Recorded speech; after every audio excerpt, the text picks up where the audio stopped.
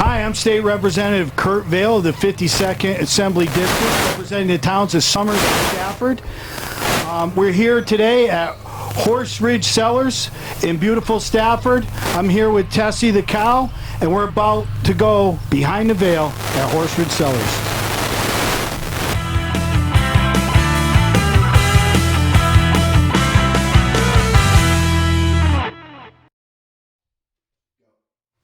Okay, now we're inside here at Horse Ridge Cellars, and I'm with the owner and founder, Jed Benedict. And Jed, thanks for having us here today. Sure, you're welcome. And can you give us a brief history of how you had this idea and how your whole business got started? Sure. This business started in the year 2000, and prior to that I was working down in New York City, and I heard about this property in Stafford, and we were trying to figure out a good business plan, what to do with it, and just, you know, it was a quirky thing. A colleague of mine joked saying it'd be a great wine cellar, and a light bulb went off in my head, and I started doing research. At the time, I was getting my MBA at the University of Connecticut, so I did a business plan based on this fictitious company, and we submitted it to a business plan competition at UConn, and we actually won, and they gave you seed money to start your company. And it wasn't a lot of money, but it was enough to buy business cards or brochures. So I left the city, came up here, moved to Somers, and started this company in 2000. And 16 years later, we've been in business and 45,000 cases and 400 clients. So it's been quite a ride for sure. Well, that's a fantastic success story. And how many people do you employ here at Horse Ridge Cellars? We have 5 full-time employees. Okay. So this is an old vault that was used for storage of insurance documents during the Cold War. Is that correct? And can you give us a brief history of the vault itself here in Stafford? Sure, yeah. This property and the building here was built in 1962, and it was a consortium of insurance companies out of Hartford constructed this for the sole purpose of storing their documents in the event of a nuclear war. And they chose this site in Stafford because of its proximity, or rather distance, from Hartford. You know, it's about 30 miles as the crow flies, and there's natural hills and mountains in between, and there's a large enough property where they could construct this building. And Hartford, I supposedly, was on a target package list because of the military contractors in the area. So they wanted to get a little bit further than there. So they constructed this building. They stored all the documents here up until 1993. And they sold the property to a local developer who subdivided the land and just kind of kept this dormant. It stayed dormant up until, as I mentioned before, the year 2000 when I started the business here. But up until then, it was almost like a folklore-ish thing, and you're from Stafford, you know. Yep. It's underground, it's hidden. If you drove past it, you wouldn't even notice it. So it's a neat thing in town, in Somers and Stafford, to kind of talk to people about it, because they say, oh yeah, that's that place I heard about, but I never knew anything about it. So it's kind of interesting from that perspective as well. It is. And how many square feet is the original vault? So behind this vault door here, which is the original one, it's 10,000 square feet. It has 9-foot ceilings, and it's 6 to 8 feet underground. And the specs on the building, it can withstand anything but a direct nuclear hit from a bomb. So that's how they developed it. And we're standing here in front of the vault door. Can you tell us a little history about this door? Sure, yeah. This is like the centerpiece of our security, if you will. It's a 2-foot thick, 12-ton bank vault door that the insurance companies had specifically made for this building here. And they actually had to put it in with a crane, and they couldn't pour the ceiling until they had to set the door in. Wow. Because it's so heavy that they weren't able to move it otherwise.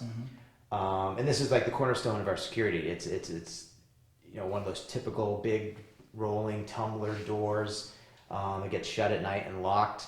And it was funny because they had this ultra security thing for paper, and now, which may or may not be considered valuable, and now we have millions of dollars worth of wine back here holding back. Yeah. So it's kind of it's a nice application, and it reminds me of a bank. It's pretty amazing history. All right, if we could, let's go in now and we take a look around the vault and tell us a little bit more about the wine. Sure, yeah, you bet. Absolutely.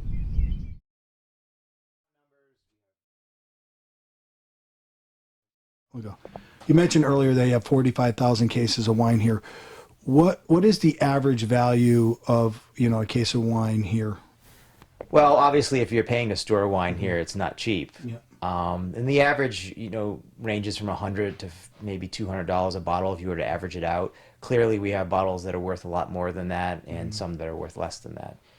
What are the, a roundabout figure, some of your most expensive wines here stored, individual bottles? We have some very rare wines that are being stored here, and they go on the order of magnitude from 1,000 to 5,000, 10,000. We do have some that are $15,000 a bottle that are here.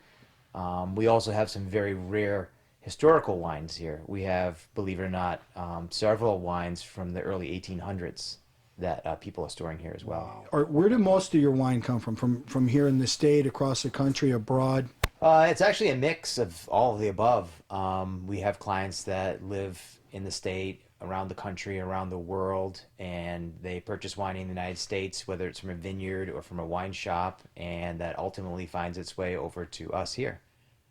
And do you use outside shipping? Do your own shipping? Does it matter the distance? How does your procedure work here? Obviously, things from California, we're not going to go out and get that gets shipped to us via common carrier. Anything in the state, we go around and do the deliveries for the clients and pickups for the So you have clients. clients from all over the world. What is the percentage of clients you have, like right here in the state of Connecticut? Well, thankfully, about 80% of our client base is from Connecticut, which really I enjoy a lot from a logistics standpoint and just from supporting my business, and I'm supporting people who still live in Connecticut. And that's good to hear, especially good for our economy. With the people in Connecticut, do you deliver to them? Do you pick up? What type of vehicles do you have if you do that? We have climate control vehicles that we will do within Connecticut, and actually clients will come up here on occasion too if they want to see beautiful Stafford and get out of the city a little bit down in southern Connecticut. They like the drive as well. Do you do any climate control here within the building? How does that work? Well, it's funny you mention that because one of the reasons why I came up with the wine storage idea was that very purpose. It's 8 feet underground, 6 to 8 feet underground, has 2 feet of concrete above us, and it almost has a natural temperature of 55 degrees all year round. We do have supplemental equipment that will run the heating and cooling in the warmer months or in the colder months, but for the most part, it stays at 55, and that was an angle for us when we built our new building. We wanted to try and make it as green as possible and have less impact on the environment. So from a utility standpoint, that's phenomenal that we have this. Now, is 55 degrees the perfect temperature for storing wine? Yes, that's widely accepted as kind of the gold standard is 55. Okay. And the new development, now, how many square feet is the new part of the wine cellar?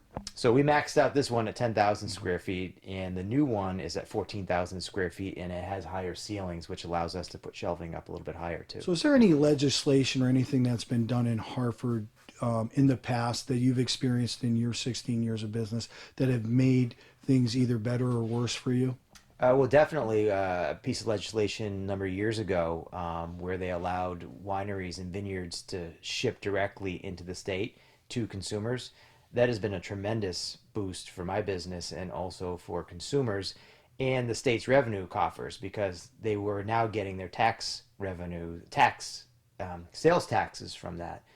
And to further that kind of paradigm, it would be nice to see retailers allowed to ship into the state, provided that they're getting the sales tax as well. And kind of open the borders a little bit more, let things flow freer between states.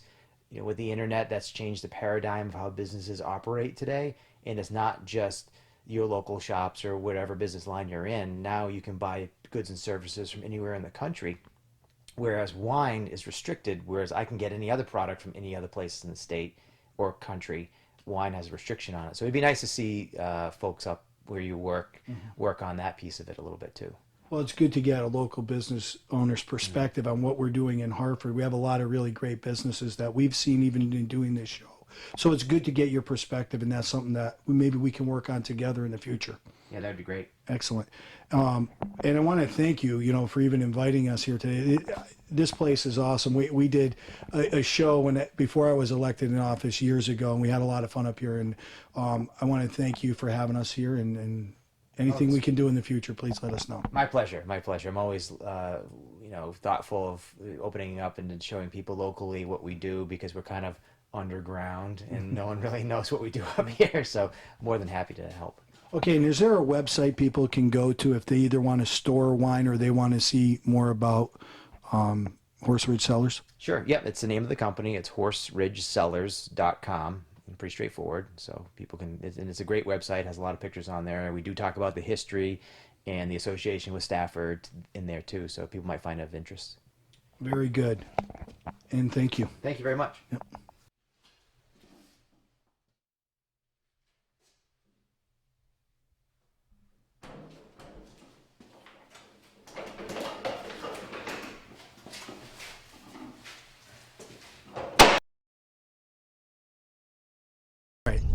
I want to say thanks again to Jed from Horse Ridge Cellars for having us up here. If you have any issues you'd like to talk to me about, whether it be legislation or otherwise, please contact me at kurt.vail@housegop.ct.gov or check out my website anytime at repvail.com. Until next time, we'll see you.